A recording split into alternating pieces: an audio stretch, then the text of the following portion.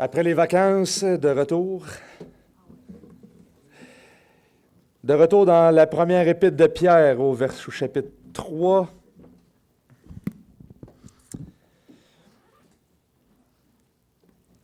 Et nous étions rendus au verset 13 et on va lire cette section du verset 13 à 17 de 1 Pierre chapitre 3.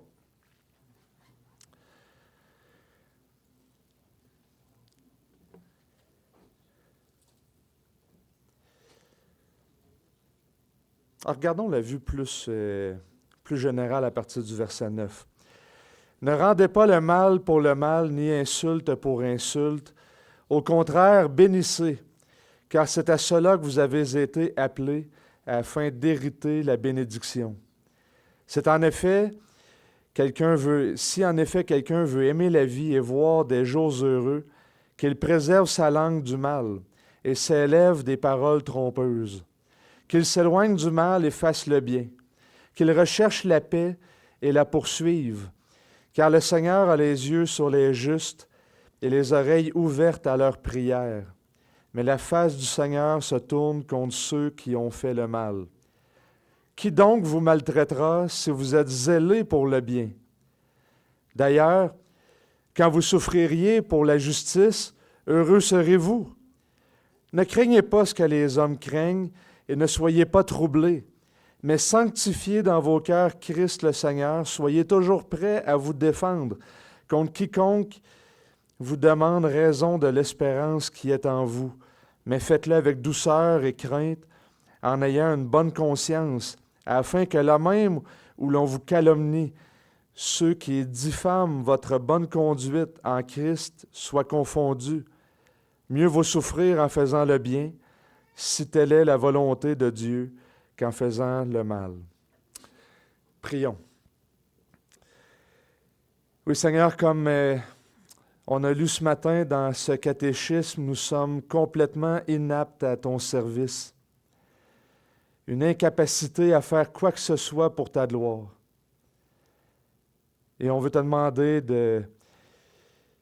d'aider nos âmes à aspirer à ta présence, à persévérer dans l'amour pour l'Évangile. Enseigne-moi, Seigneur, à regarder Jésus sur cette croix qui pourvoit à tous nos besoins. Et si les temps deviennent difficiles, à me satisfaire pleinement de cette croix. Et c'est ma prière ce matin pour chacun d'entre nous. Béni sois-tu, Seigneur Jésus, qu'à ta croix tu nous enseignes sur notre misère.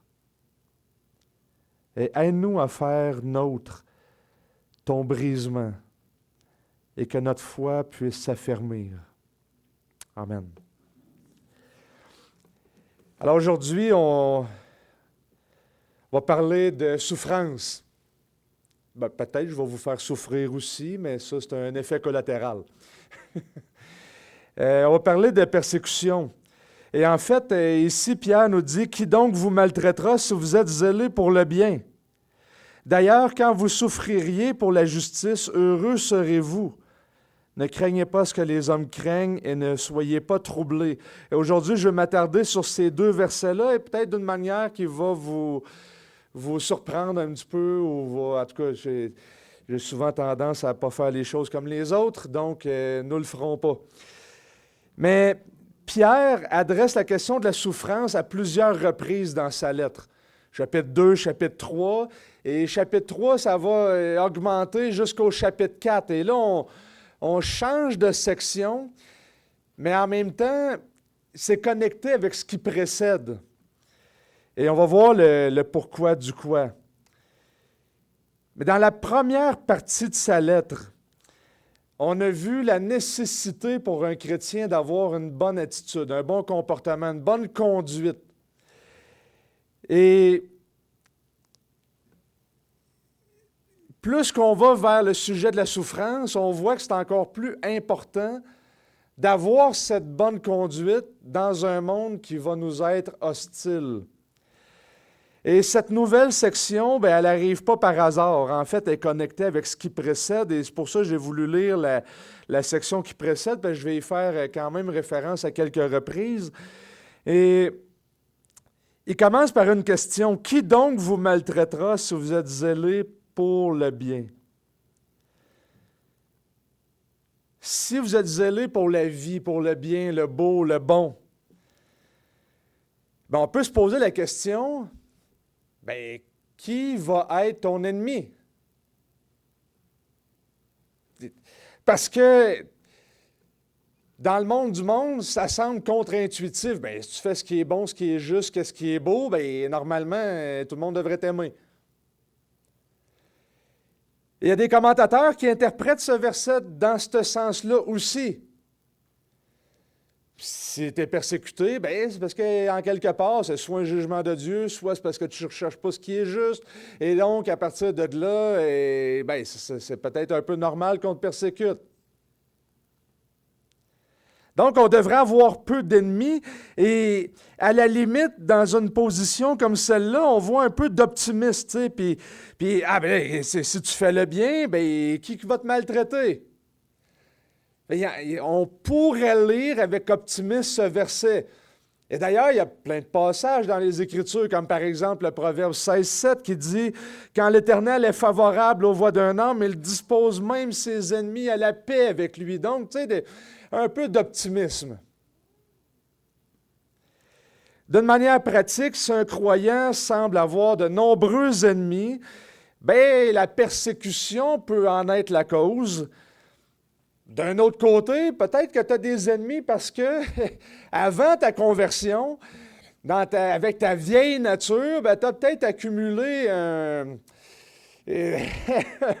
une dette qui va te poursuivre de ton ancienne vie. Mais Pierre ici conçoit qu'il est possible de souffrir juste pour faire le bien. Et dans un temps d'oppression, bien, c'est pas rare. Puis en fait, on trouve un passage dans l'Évangile de Matthieu qui traite de cette question-là.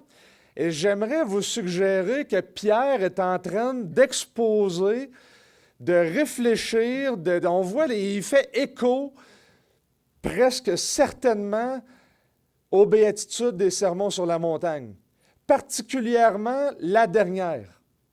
Alors, tournons dans Matthieu, chapitre 5, et on va regarder cette béatitude.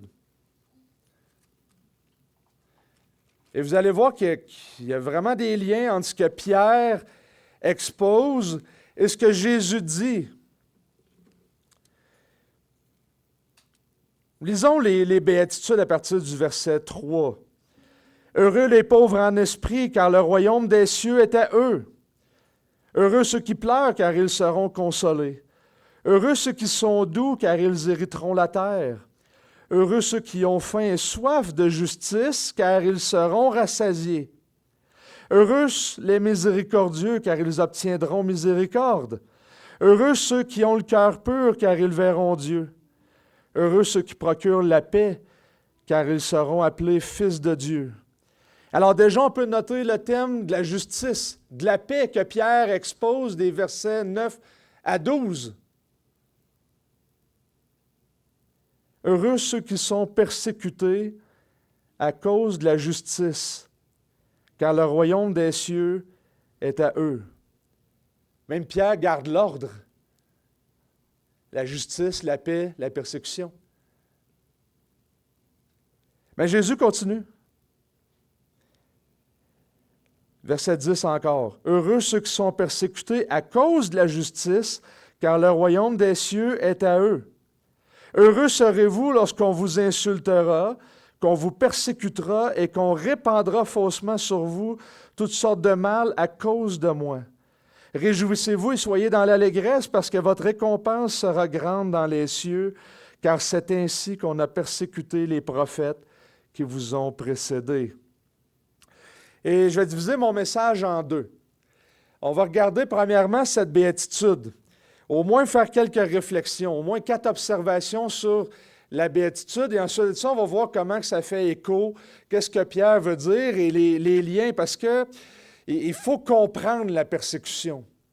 Et donc, à partir de ce que Jésus va nous dire, bien, on va essayer de réfléchir justement à la persécution, puis après ça, voir l'exhortation que Pierre peut en tirer.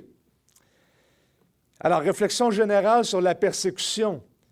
Évidemment, vous avez peut-être sans doute remarqué dans les dernières années qu'on a vécu, ou qu'on vit, une augmentation de la pression, de l'autoritarisme gouvernemental.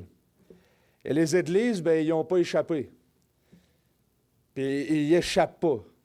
Par exemple, on pourrait nommer plein de pays comme le Pakistan, l'Inde et tout ça, mais en France, brûler des églises est depuis quelques mois un problème. Parce qu'il y a une augmentation d'incendies criminels dans les églises de France. On voit qu'il y a une montée de l'intolérance face au christianisme. Il y a un changement de culture qui s'opère. Et ce matin, je ne veux vraiment pas faire le procès de comment on réagit dans les dernières années. Ce n'est pas ça le sujet. Puis je ne suis pas là pour vous annoncer que le Seigneur va revenir dans 8 jours, 4 heures et 12 minutes. Ce n'est pas mon rôle. Mais, depuis 200-300 ans en Amérique du Nord, on n'a pas vécu de grandes persécutions. On est une terre marquée par le christianisme. Et on est dans une espèce de changement de culture où on semble passer du christianisme à quelque chose d'autre. Mais la chose qui m'a surpris, qui est vraiment surprenante dans les dernières années, c'est l'ignorance des chrétiens sur le sujet de la persécution en Amérique, au Québec.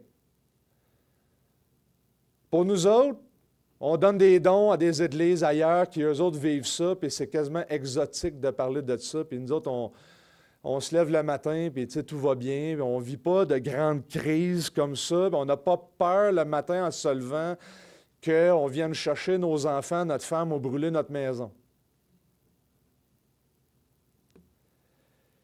Mais c'est quoi la persécution?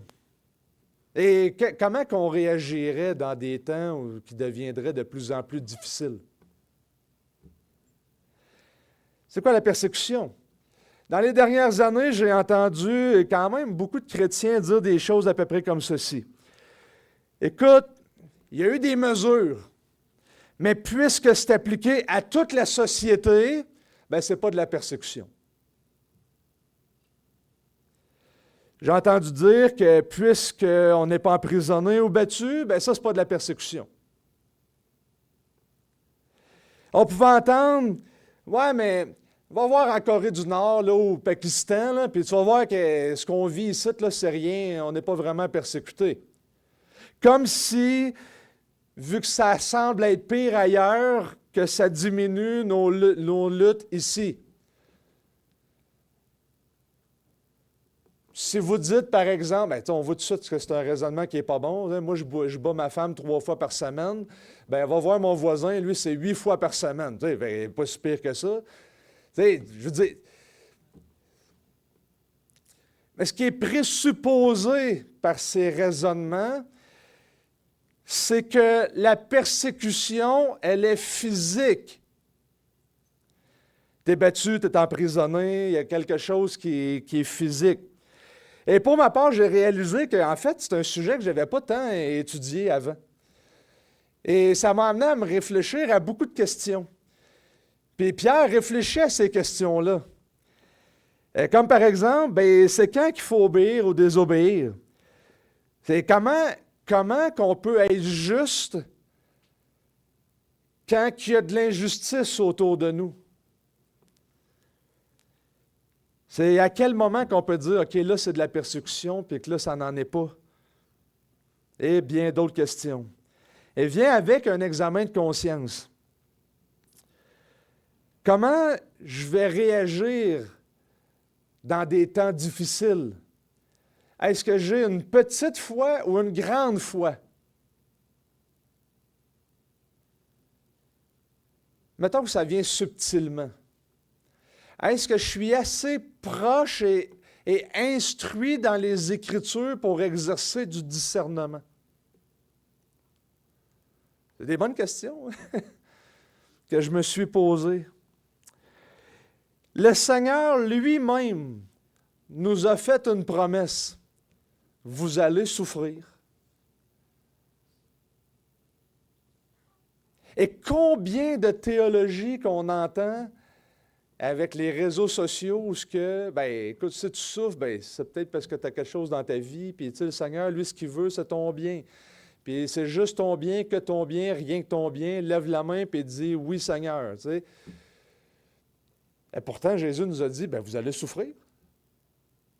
On va vous traîner devant les synagogues, on va vous traîner devant les gouverneurs, on va vous traîner devant tout ça, on va même vous battre, puis on va vous flageller. » Puis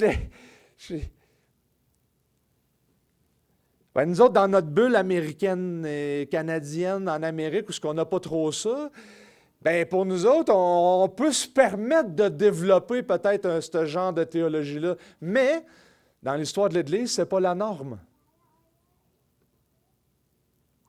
Et donc, Jésus et Pierre nous promettent qu'on va souffrir. Et soudainement, quand il arrive quelque chose dans notre société, on est extirpé de notre confort, d'où on tire le mot conformisme. Puis là, il faut s'examiner.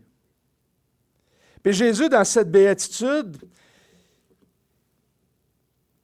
va commenter cette béatitude. Là, il y a un débat théologique à savoir, est-ce que les béatitudes terminent au verset 10 ou le verset 11 et 12, ça en est une ensemble. Et donc, il y a deux positions. Ma position, c'est que les béatitudes terminent au verset 10. Et le premier argument que je donnerais, c'est parce que le premier, au verset 3, c'est qu'il va parler du royaume. Heureux les pauvres en esprit, car le royaume des cieux est à eux. Mais le verset 10 va terminer aussi par l'idée du royaume. Heureux ceux qui sont persécutés à cause de la justice, car le royaume des cieux est à eux. Et c'est ce qu'on appelle une inclusio, c'est-à-dire qu'on commence par un thème, et quand le thème revient, on peut dire que ce qui est contenu entre les deux, ça concerne ce sujet-là. Et donc, Jésus semble faire une espèce de... Voici, je suis en train de vous parler du royaume, les bénédictions du royaume.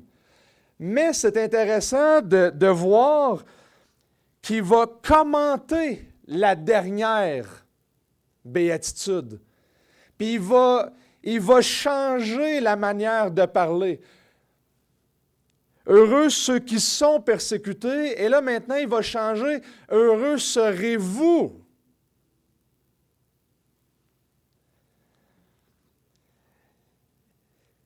Alors, pourquoi le chrétien doit-il souffrir? De quel genre de souffrance est-ce qu'il parle?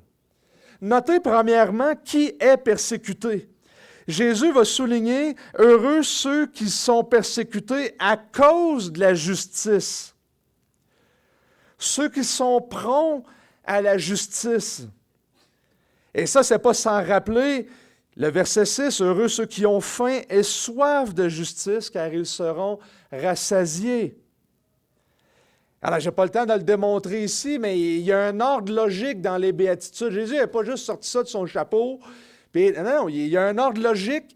Et à la fin, ceux qui ont faim et soif de justice, ils vont avoir faim, ils vont la rechercher, ils vont la poursuivre. Et c'est justement eux qui vont être persécutés. Mais ça fait suite à la béatitude avant, ceux qui procurent la paix. Heureux ceux qui procurent la paix, car ils seront appelés fils de Dieu. Ils sont appelés fils de Dieu, car ils agissent comme Dieu, qui est le grand procurateur de paix. Et heureux serez-vous ceux qui ont faim et soif de justice, ceux qui procurent la paix, et heureux les persécutés à cause de la justice.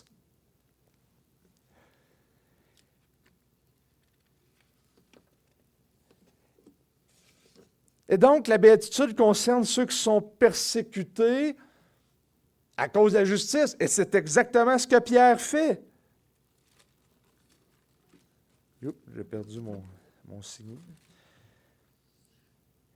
Qui donc vous maltraitera si vous êtes zélés pour le bien?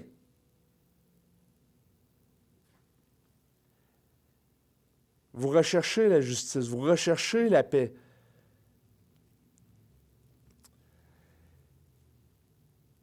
Lorsque Jésus va donner des détails, oui, il va passer « Heureux serez-vous ».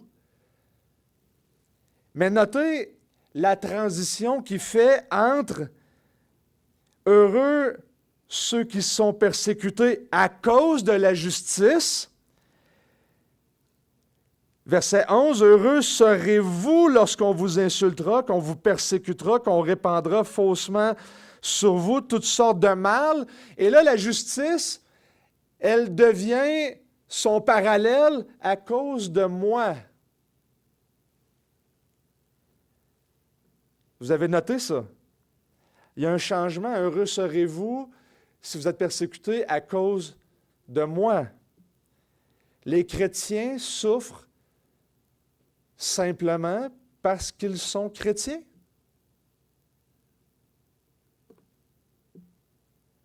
Très souvent, le motif est mixte. Par exemple, l'Empire soviétique sont tombés sur les chrétiens, puis les nazis, même affaire, mais les témoins de Jéhovah y ont passé, les homosexuels y ont passé, puis les musulmans, puis d'autres, c'est un motif mixte, mais il y a de la persécution quand même.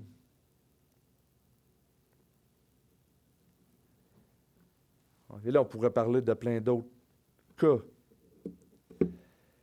Deuxièmement, notez le genre de persécution. Selon Jésus, la persécution n'a pas besoin d'être violente. Heureux serez-vous lorsqu'on vous insultera, qu'on vous persécutera et qu'on répandra faussement sur vous toutes sortes de mal.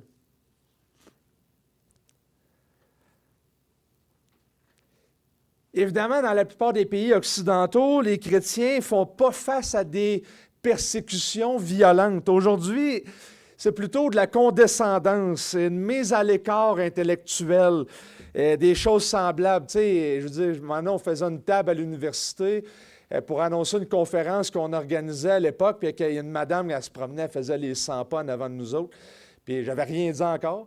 Puis à un moment donné, elle me regarde, puis elle me dit « Si vous n'êtes pas intelligent, ça n'a pas de bon sens faire des affaires. » Bien, je dis, c'est la première fois que je me faisais traiter de pas intelligent, alors je n'avais rien dit. Je me suis demandé, ça paraît tout le temps que ça? Ou, tu sais. Puis aujourd'hui, les chrétiens, nous autres, c'est comparé à l'époque.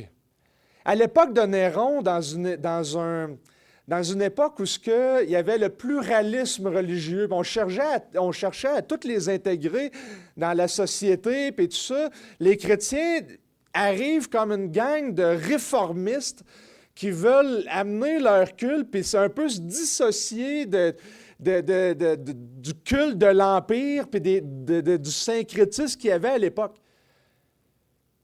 Fait que c'est dangereux de toujours comparer nos souffrances à celles de l'époque, parce qu'aujourd'hui, c'est un peu l'inverse. On est plutôt des conservateurs arriérés qui ne veulent pas être progressifs. Et là, on subit la mise à l'écart, puis on est considéré comme contre-productif, puis pas intelligent, puis toutes ces choses-là. Et donc, c'est une fausse conception de penser que la persécution doit toujours être physique, puis être battu à coups de verge, puis de coups de poing sur la mâchoire, puis être tiré en prison. Et selon Jésus ici, là, tu peux être insulté. Tu peux avoir des faux témoignages à ton égard. Ça ne veut pas dire que tu as mangé un coup de poing sur la mâchoire, mais des fois, puis c'est pas toujours par l'État.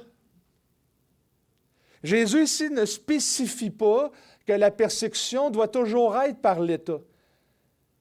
Plus tard, au chapitre 8, ça va le devenir. Les synagogues vont courir après les chrétiens, puis tout ça, puis il ouvre la place à ce qu'il y ait une persécution qui provienne de l'État, mais pas exclusivement.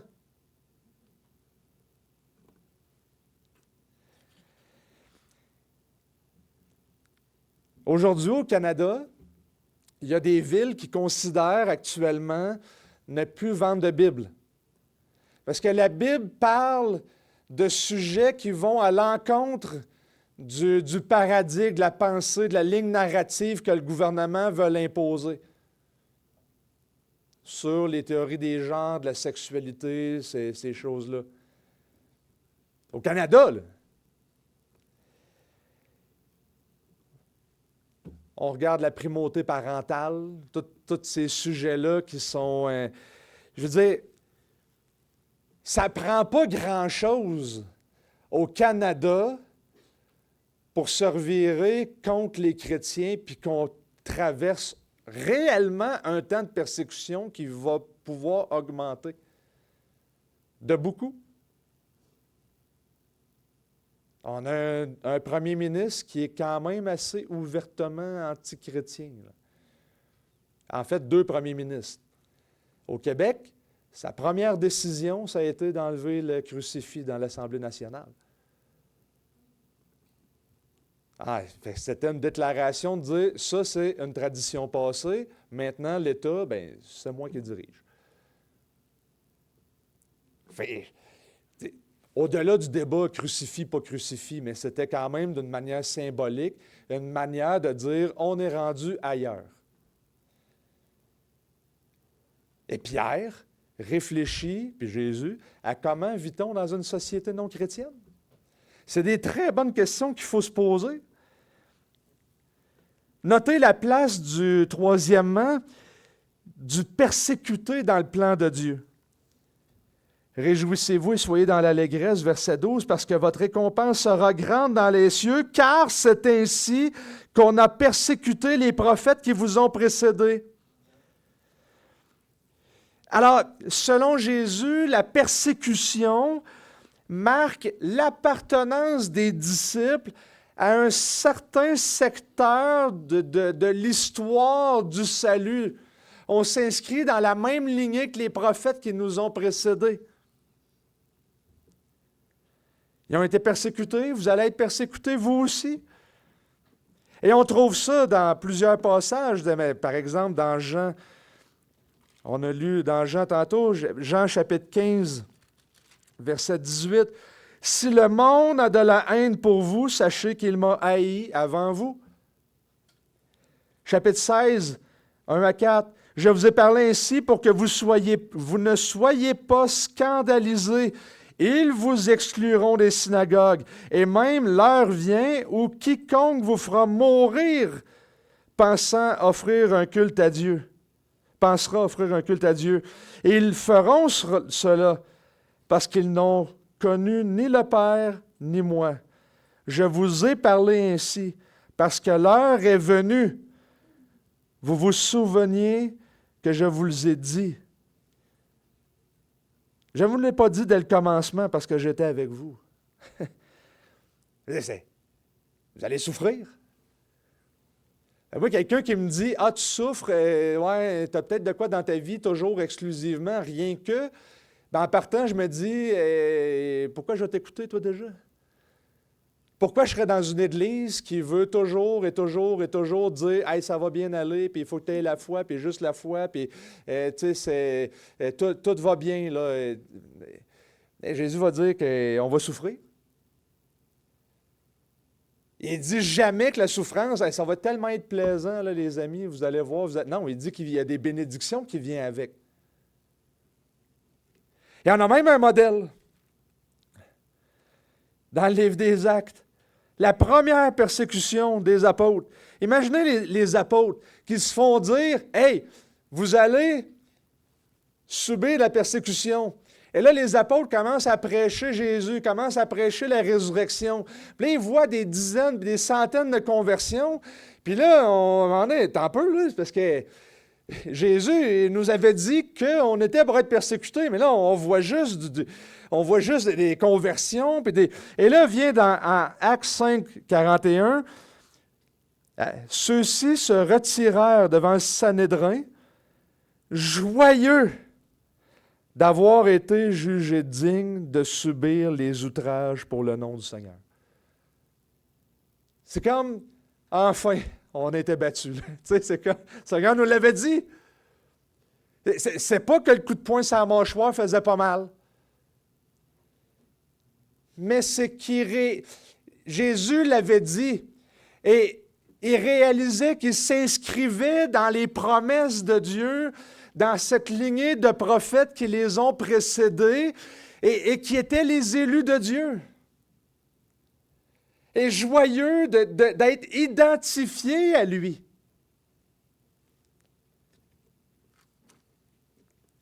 Et même Jésus va plus loin.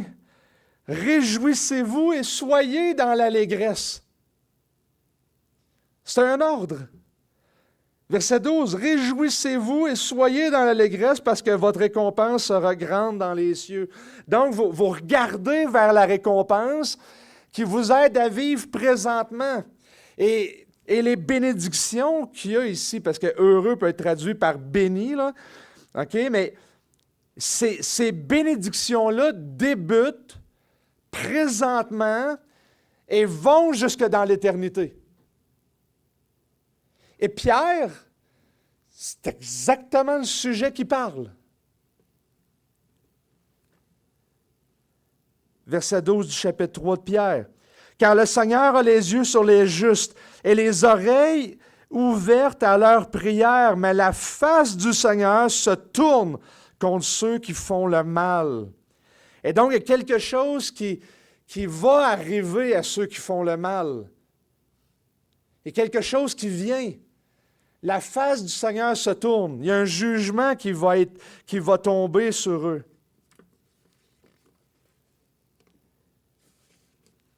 Nous avons la responsabilité d'être alignés avec les prophètes et évidemment les apôtres. Quatrièmement, notez ce qu'on doit faire avec le persécuteur. C'est intéressant que les béatitudes, les bénédictions dans le sermon de Jésus arrivent au début de son sermon. Parce que le sermon sur la montagne, mais c'est un sermon. Nous autres, dans nos églises, on a tendance à, OK, on va se lever à la fin du culte, et là, tout le monde est content parce que ça annonce la conclusion de la journée. Mais Jésus débute par les bénédictions. Mais ces bénédictions lancent des sujets qui vont être traités dans son sermon, dont la persécution.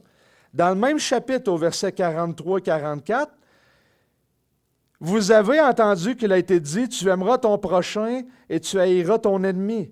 Mais moi, je vous dis, aimez vos ennemis, bénissez ceux qui vous maudissent, faites du bien à ceux qui vous haïssent et priez pour ceux qui vous maltraitent et vous persécutent.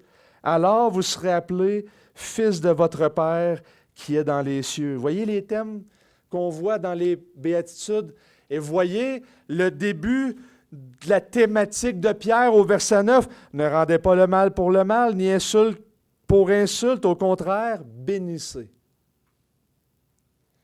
Pierre développe, expose les béatitudes. C'est juste moi qui est passionné de ça. Tout le monde avait vu ça, je ne vous apprends rien. Et donc, on peut inférer que les ennemis dont Jésus parle au chapitre 5, verset 43, sont ceux qui persécutent des béatitudes.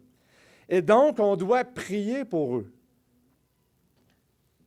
Qu'est-ce que Jésus fait pour la croix, sur la croix? Étienne, dans Actes 7, 59, la réponse chrétienne, c'est de bénir. Ça ne veut pas dire qu'il n'y a pas une place pour s'indigner, ça ne veut pas dire qu'il n'y a pas une place pour plein d'autres affaires, mais de manière générale, on est un peuple qui bénit, qui cherche la paix, qui exerce la justice. Qui donc vous maltraitera si vous êtes zélés pour le bien. D'ailleurs, quand vous souffririez pour la justice, heureux serez-vous. C'est de ça que Pierre parle. Regardons l'argument de Pierre. Juste avant, Pierre va utiliser dans les versets qu'on a lus le psaume 34. Et un des thèmes qui revient, c'est cette idée de crainte et de bénédiction. Ça revient quand même assez souvent. Et j'espère avoir été clair que ça fait écho à ce que Jésus lui-même enseignait dans les Béatitudes. Et Jésus donne des détails sur la persécution qui vaut la peine d'exposer puis de dire, OK, il faut remettre en perspective un petit peu. Puis ensuite de ça, on voit Pierre qui va jongler avec ces idées-là. Il les met pratiquement en ordre là, en commentant ce que Jésus lui-même disait. Et puis il garde les mêmes thématiques. Mais le verset 13, qui donc vous maltraitera, est lié au verset 12. Notez le verset 12. Car le Seigneur a les yeux sur les justes et les oreilles ouvertes à leurs prières, mais la face du Seigneur se tourne contre ceux qui font le mal. Mais la face du Seigneur contre ceux qui font le mal. Pierre va tourner directement à cet appel à la souffrance et à ne pas craindre la souffrance et la persécution. Parce que c'est une voie de bénédiction. Ça, c'est l'argument de Pierre. L'autre section après, des versets 18 et suivants, c'est qu'il va intégrer, si je peux l'exprimer comme ça, va intégrer cette persécution et ces souffrances-là dans le modèle de la croix. Et le chapitre 4 va aller encore plus loin en disant que Christ, c'est notre modèle dans les souffrances et on devrait suivre ce modèle-là. Et donc, vous voyez, Pierre, là, il va débuter son argumentaire dans la souffrance et il va s'en aller vers l'intégration jusque dans l'Évangile, jusqu'au chapitre 4, verset 6, et peut-être même après, là, quasiment jusqu'au chapitre 5. Et donc, Pierre conclut le chapitre 12, le verset 12, en promettant la faveur du Seigneur sur le juste, mais en punissant le mal. Et Pierre va tirer une inférence de ce qu'il vient de dire. C'est-à-dire, en fin de compte, que les souffrances ne constituent pas le dernier mot à votre existence. Allez, on va vous persécuter, là, mais ultimement, là, qu'est-ce qu'ils peuvent faire contre vous? Ils vont vous tuer, paf, au ciel, gloire à Dieu. Tu sais, je dis, qu'est-ce qu'ils peuvent? Ça peut être très vite.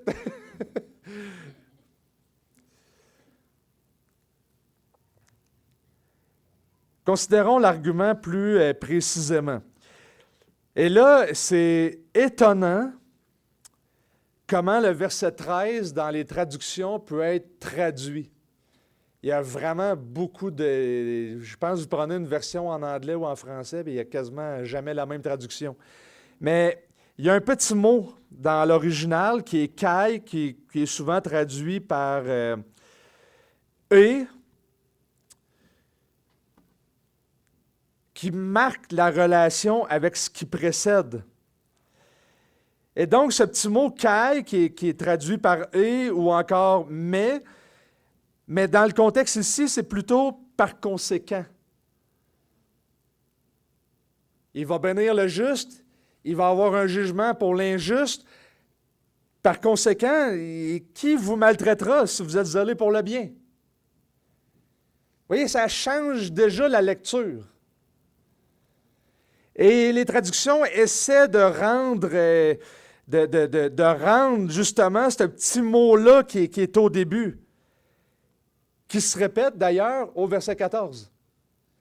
Comme moi, ma traduction va dire « d'ailleurs » ou « par conséquent ». Quand vous souffrirez pour la justice, heureux serez-vous. Alors, vous voyez, Pierre, il bâtit un argument. Dieu est en faveur du juste, puis en défaveur de l'injuste.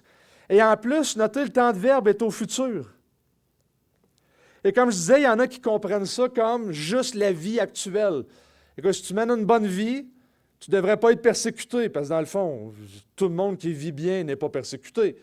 Donc, si tu as beaucoup d'ennemis, c'est parce que, selon cette pensée-là, Ben, que tu ne vis pas comme il faut. Non. Pierre admet que, ben, par conséquent, quand vous souffrez pour la justice, il faut continuer à lire. Pierre ouvre la porte à ce que vous allez souffrir juste pour être juste. Y en a-t-il que c'est déjà arrivé d'avoir fait ce qui était juste et qui ont été rabroués, tassés ou... Ben oui. Il y a une connexion logique entre les versets. Le point de la question rhétorique de Pierre est donc que personne ne fera de mal aux croyants au jour du jugement, puisque Dieu va les récompenser pour leur fidélité. Et si Pierre est en train d'exposer les béatitudes, Jésus, dans son commentaire des versets 11 et 12, dit « Votre récompense est grande. Réjouissez-vous et soyez dans l'allégresse, car votre récompense est grande dans les lieux célestes. »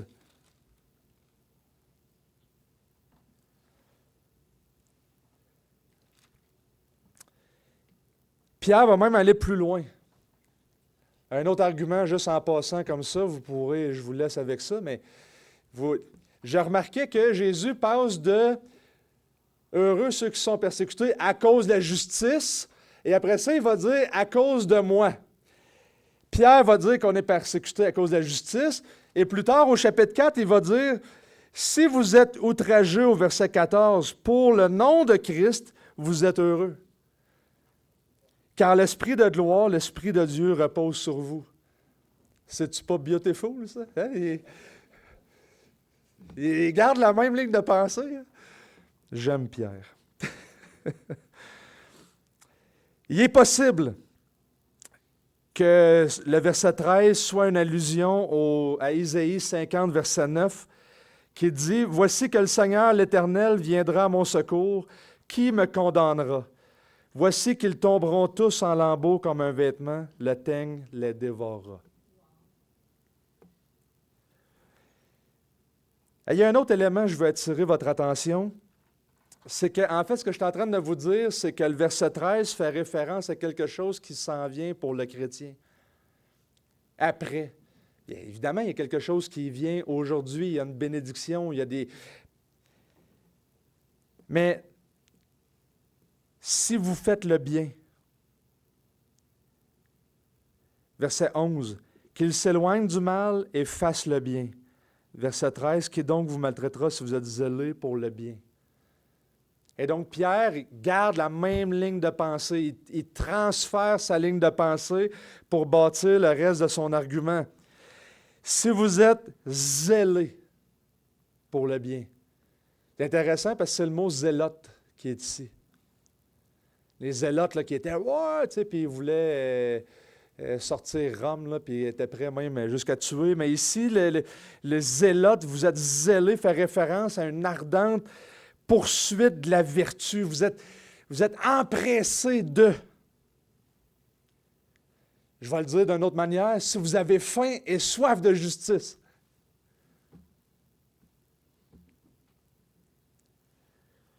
Pierre n'est pas en train de promettre que le monde, dans ce monde, les croyants ne seront pas persécutés. Dans un monde méchant, sans Dieu, ça va venir. Préparez-vous. Et Pierre est en train de nous préparer, de commencer à nous préparer à souffrir pour son nom. Soyez assurés qu'ultimement, ils ne peuvent rien contre vous. Écoutez ce que Paul dit dans Romains 8.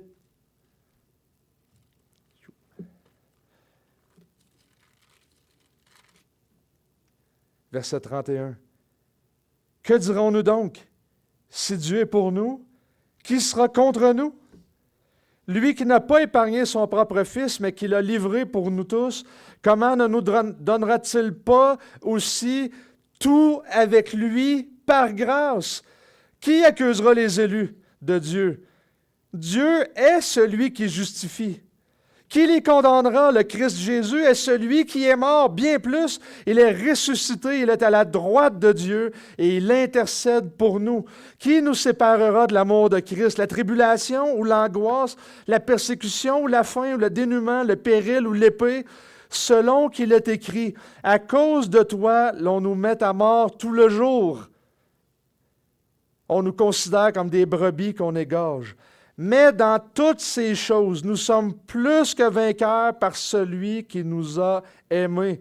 Car je suis persuadé que ni la mort, ni la vie, ni les anges, ni les dominations, ni le présent, ni l'avenir, ni les puissances, ni les êtres d'en haut et ceux d'en bas, ni les autres créatures ne pourraient nous séparer de l'amour de Christ, de l'amour de Dieu en Christ notre Seigneur.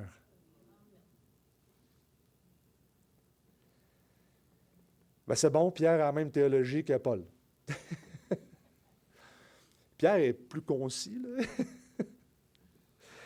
Augustin disait, « Si tu aimes le bien, tu ne souffriras d'aucune perte, car quoi que ce soit que tu puisses perdre en ce monde, tu ne perdras jamais Dieu, qui est le vrai bien. » Et le verset 14 va enchaîner. Lui aussi, puis il va marquer la relation par conséquent. Quand vous souffririez pour la justice, heureux serez-vous. Bon, traduire par heureux ou béni, évidemment, il y a une relation entre le bonheur et la bénédiction, mais le mot heureux aujourd'hui, je l'aime moins parce qu'il y a une connotation. Il y a une connotation très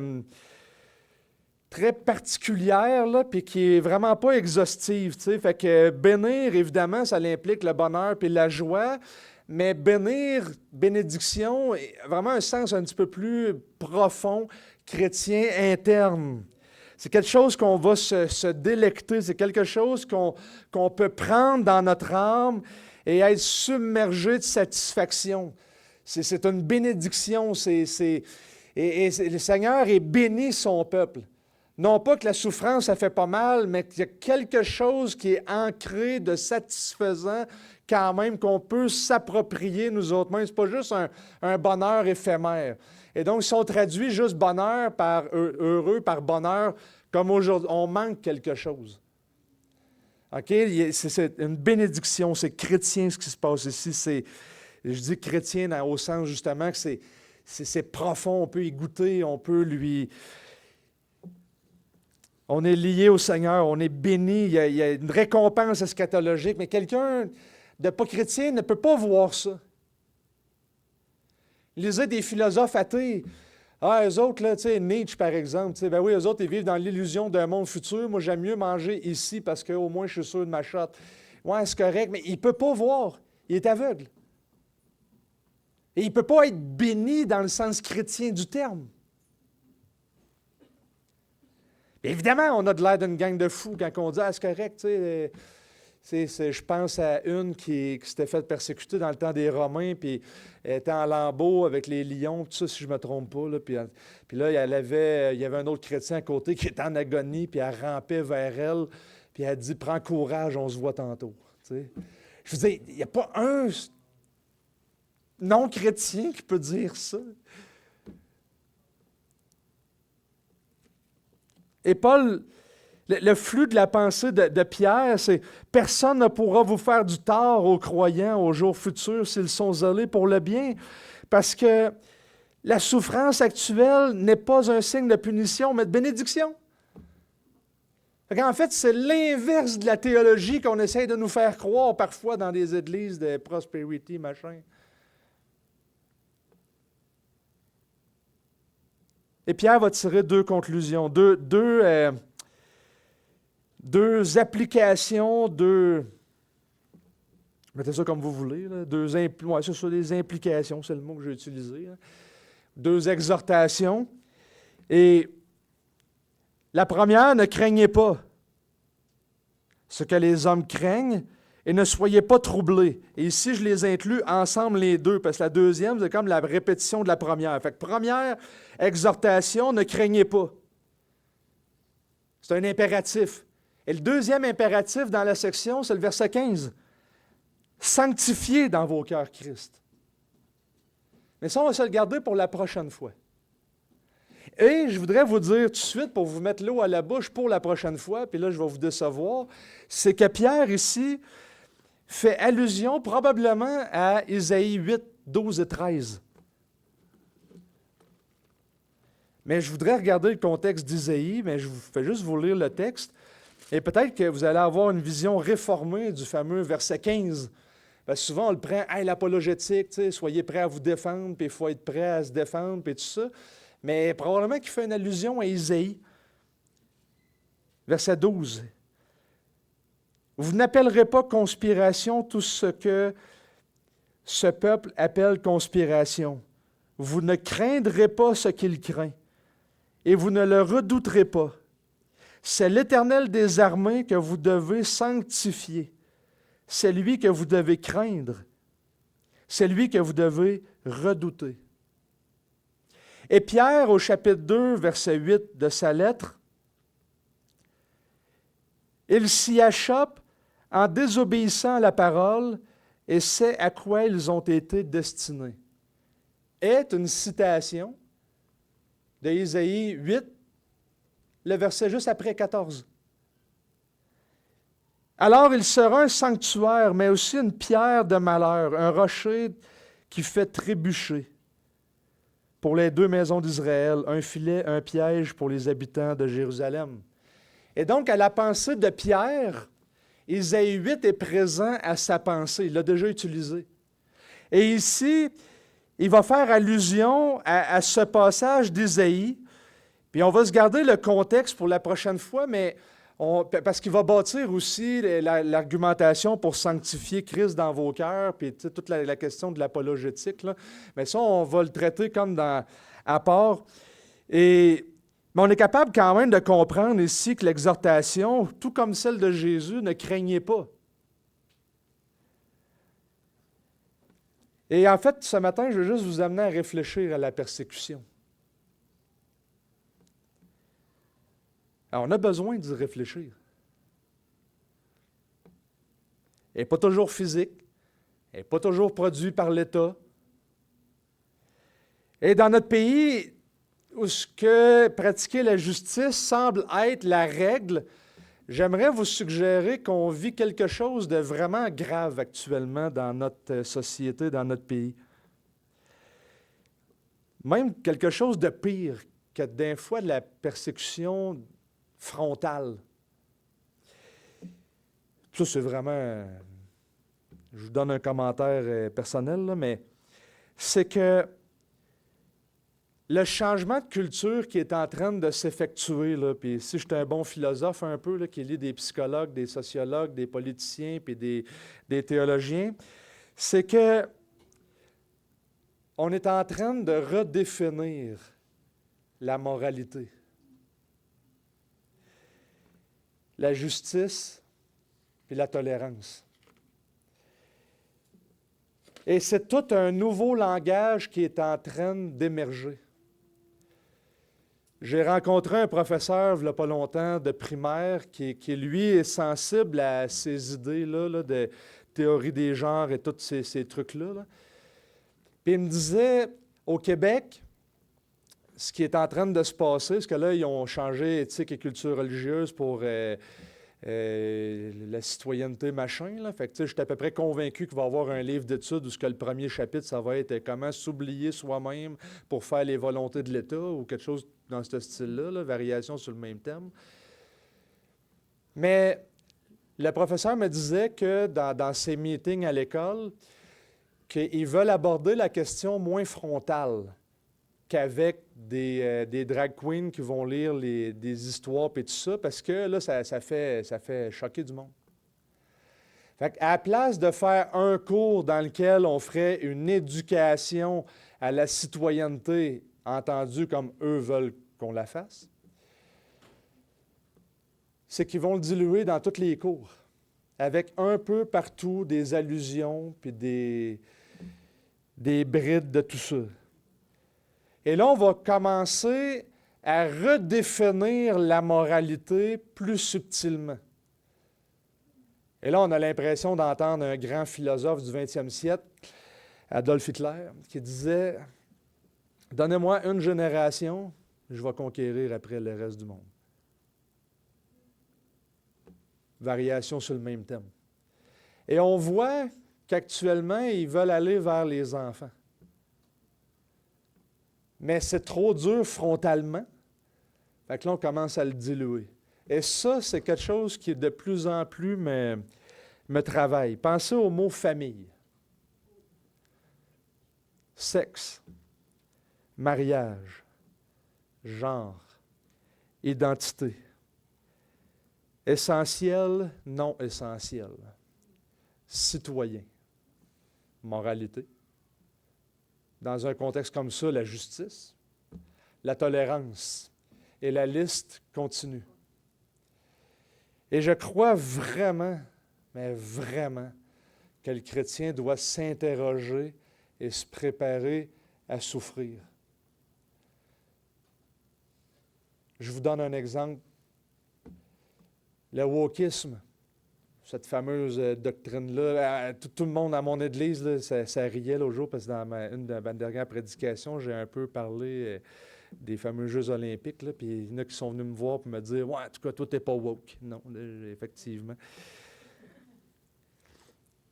Mais vous allez faire quoi? Parce qu'une des stratégies du wokisme, de cette pensée-là, c'est de passer par les entreprises. Et là, il commence à faire de l'éducation à la repentance sur le fait d'être un mâle blanc d'Amérique, ou en tout cas, c'est tous ces cossins-là. Vous allez faire quoi dans votre entreprise, dans votre travail, même qui vous oblige à faire une thérapie de conversion? On n'est pas supposé d'appeler ça comme ça, mais c'est un peu ça. Regardez Stockwell, qui était un politicien de l'Ouest. Il était propriétaire d'une grosse entreprise. Se disant évangélique, a été obligé, parce qu'il était censuré par toute cette gang de woke-là, il était obligé d'aller faire une espèce de repentance pour dire qu'il était... il n'avait pas compris son privilège blanc, puis, etc., etc. Dans l'Église de Christ, là, il n'y a pas de discrimination. Là. Le ciel là, va ressembler beaucoup plus à Los Angeles puis Montréal que le village Amish. Parce qu'il va y avoir de toutes les nations, de toutes les tribus. Mais on veut vous dire, ah non, c'est pas comme ça que ça fonctionne. Et là, on commence à jouer sur tout ce qui était chrétien. Et commencez à ouvrir vos oreilles et vous allez voir qu'il n'y a pas grande doctrine chrétienne qui n'est pas attaquée présentement par nos politiques. La persécution présuppose un choc des cultures. Et on peut distinguer les disciples de Jésus de la culture environnante. La persécution présuppose que ce monde est contre le royaume de Dieu, mais que nous vivons selon le royaume de Dieu. Le manque de persécution, c'est ça qui n'est pas normal. Heureux ceux qui sont persécutés à cause de la justice. Et des fois, j'ai le goût de dire, si vous n'êtes jamais persécuté, est-ce que tu exerces la justice? T'as-tu une faim et une soif? T'es-tu zélé pour la justice? Tu prends-tu position à m'emmener pour dire je vais te défendre puis je vais m'impliquer autour? Puis non, ça, c'est pas juste ce qui est en train de se passer là. Puis je vais essayer de procurer la paix, puis je vais essayer de le faire, puis ça va être dur de procurer la paix. Parce que ça va amener de la souffrance. Alors, demandez-moi pas trop. Je suis chrétien, c'est correct, j'ai mon ticket. Mais qu'est-ce que ça va faire quand ça va être le temps de prendre position pour de vrai, là? J'ai fait l'erreur, il y a quelques années, je m'étais fait dire « Hey, viens dans une conférence, il y a la théorie des genres, tel monsieur s'en vient à Montréal, puis tout ça. » Puis je disais à un des pasteurs qui m'avait invité « J'ai pas de temps à perdre avec ça. » C'est un sujet je veux dire, c'est marginal, c'est 3 personnes dans l'Amérique du Nord et peut-être même ailleurs qui pensent à ça, puis tout ça. Puis j'ai fait une erreur. Parce que le politique s'est emparé de ce sujet-là, puis aujourd'hui, bien, c'est rendu sur nos planchers de travail, puis c'est nos... Fait puis à un moment donné, mais ce jour-là, j'aurais peut-être dû dire, oui, j'y vais parce que je veux dire que non, c'est pas juste ce qui est en train de se faire. Aujourd'hui, je l'ai fait sur les planchers. Quand c'est pas juste, à un moment donné, on laisse aller, puis on s'endort. Mais le Seigneur nous dit, non, sois zélé pour la justice, empressé, faim et soif. Sois chrétien. Tu vas être appelé fils de ton Père parce que tu vas agir comme lui. Puis Pierre va nous montrer par la suite que le Fils du Père, le vrai, il est mort comme un modèle pour nous autres. Même, je vais aller plus loin que ça. Chapitre 5 va parler même des anciens. Pierre, ancien comme les autres. Vous voulez voir c'est qui les vrais dirigeants? Regardez comment ils souffrent.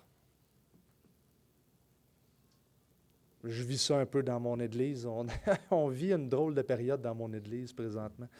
Vraiment beaucoup. Et notre comité de pasteurs, avant, on était vraiment beaucoup de personnes qui pouvaient enseigner. Et soudainement, à l'espace de quelques mois, c'est comme il y a plein de situations qui arrivent. Puis des fois, j'essaie de les encourager en disant, non, là, vous souffrez vraiment pour Christ. Regardez. Et il y en a qui se disqualifient. Bien, si Christ, c'est le modèle, puis le berger, c'est le modèle, bien, regardez comment il souffre. Il souffre-tu comme Christ? Vous allez voir.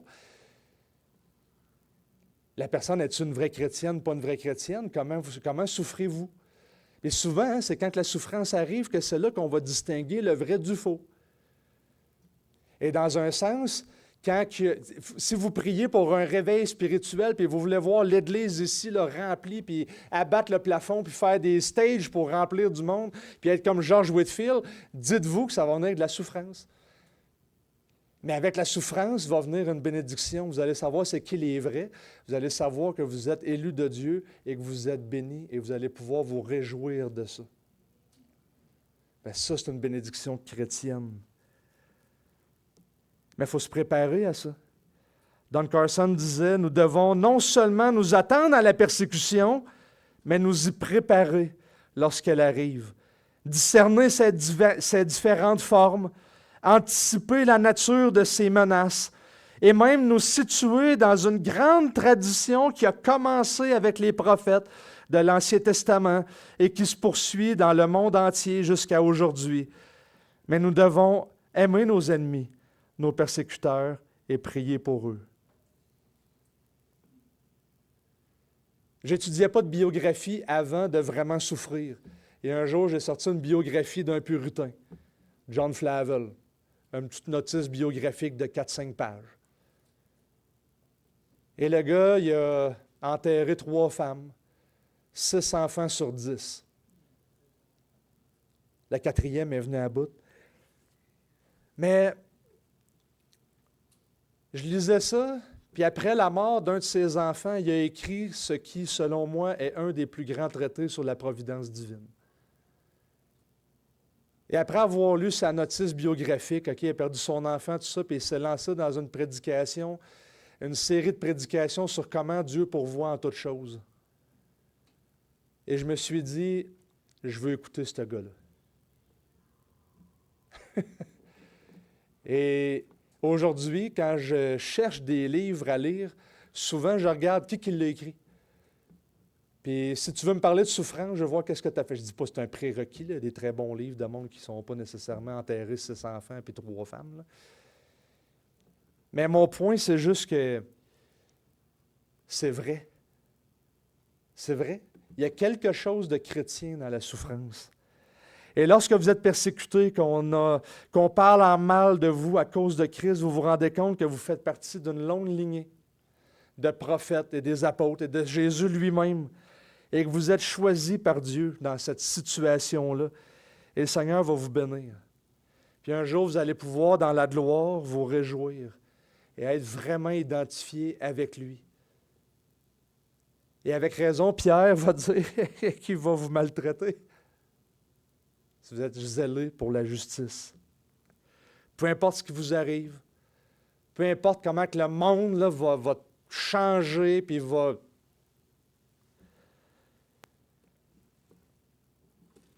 Je termine juste en lisant ce passage dans 2 Corinthiens 4. C'est pourquoi nous ne perdons pas courage. Et même lorsque notre âme extérieure se détruit, notre âme intérieure se renouvelle de jour en jour. Car un moment de légère affliction, 3-4 naufrages, flagellés, de légère affliction, produit pour nous, au-delà de toute mesure, un poids éternel de gloire. Aussi, nous regardons non point aux choses visibles, mais à celles qui sont invisibles. Car les choses visibles sont momentanées et les choses éternelles, les choses invisibles sont éternelles. Prions.